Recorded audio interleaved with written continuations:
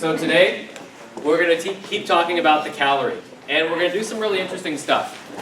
So previously, we've been looking at this equation this way. So we've said to ourselves, Q equals mc delta T, right? So heat absorbed in calories equals mass in grams times specific heat in calories per gram degrees Celsius times the change in the Celsius temperature, right? And that, again, this product gives us heat absorbed. So we could look at a problem like this, and we could say, if 22 grams of water are heated from 40 degrees Celsius, scholars, are we okay? Okay, 40 Celsius, there should be no talking. 40 Celsius to 60 degrees Celsius. How much heat is absorbed?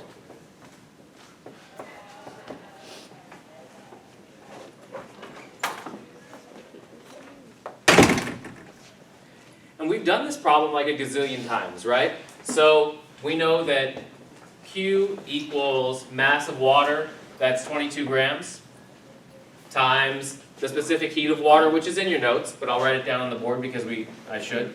So 1.0 cal per gram degrees Celsius, times the change in Celsius temperature. What's that change? If we start at 40 and we end at 60, what's the change? 20 degrees Celsius, good. Okay, so that amount of heat absorbed, grams cancel, degrees Celsius cancel. We wind up with 20 times 22, so that's going to be 440 calories.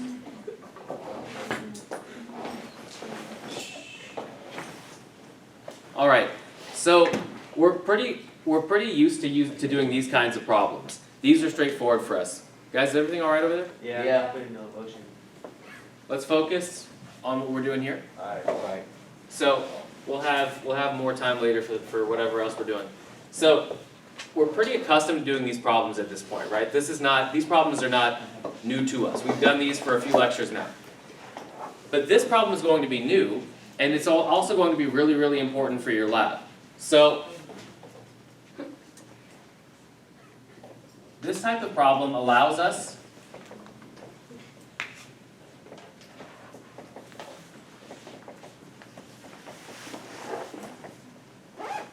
to find specific heat, okay? So we're going to figure out how to calculate specific heat experimentally. And that's going to be the process that we'll follow in our upcoming lab. So here's the question. If a 55 gram hunk of iron at 126 degrees Celsius is submerged in 200 grams of water at 23 degrees Celsius, the temperature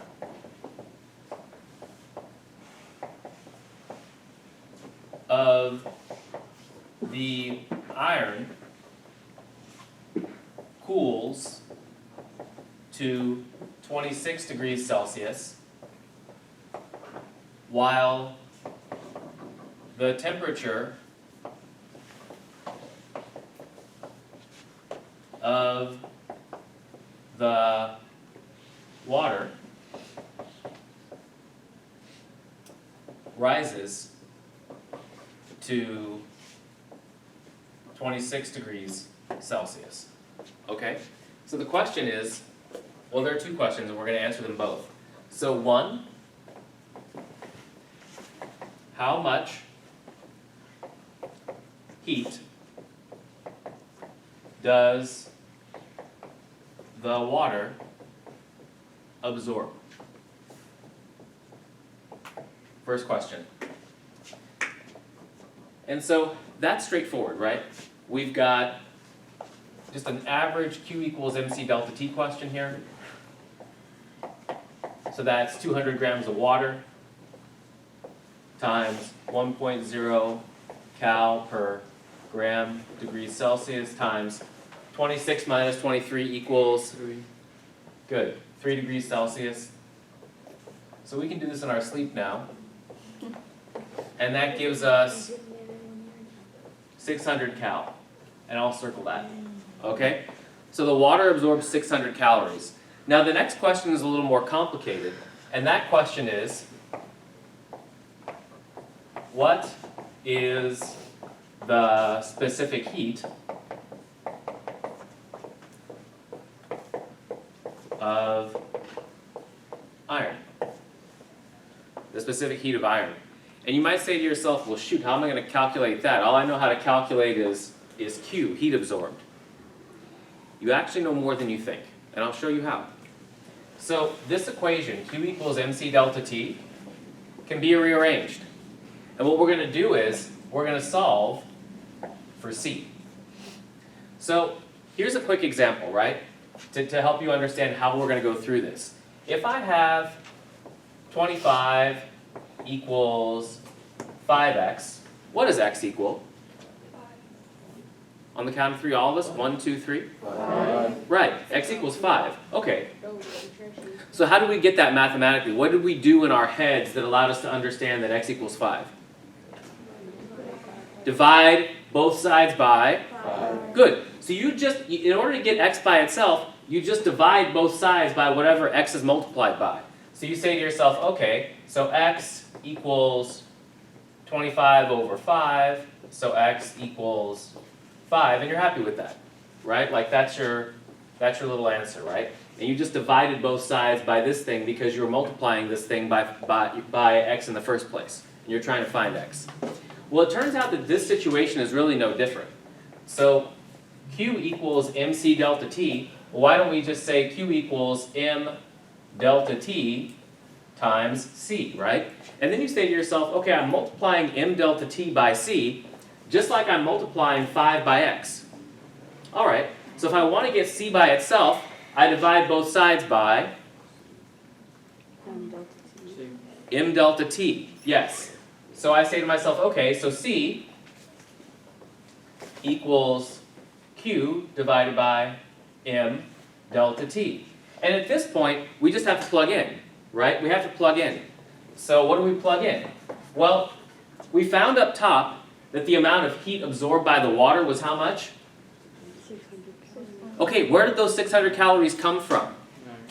The iron, right? We added the hot iron to the water, and that heat from the iron was transferred to the water. Good. So the iron lost that heat. So we plug that in for Q. That's the amount of heat that the iron lost. 600. Okay? 600 cal.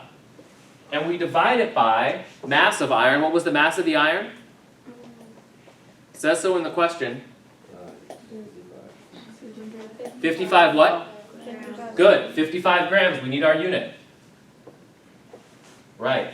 Now, last part. How much did the temperature of the iron change? We need that delta T. The iron started at what temperature?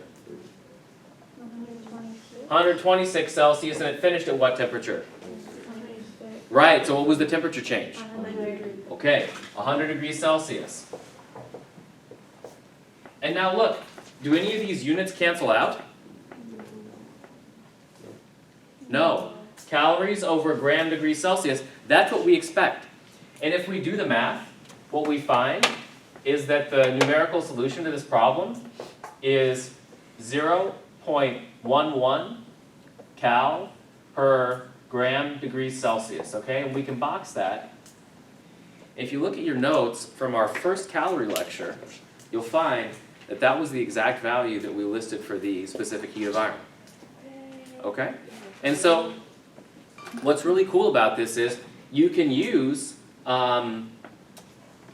this process to calculate again the specific heat of some substance that you're testing. And we will do that in our lab coming up. Good job. Okay.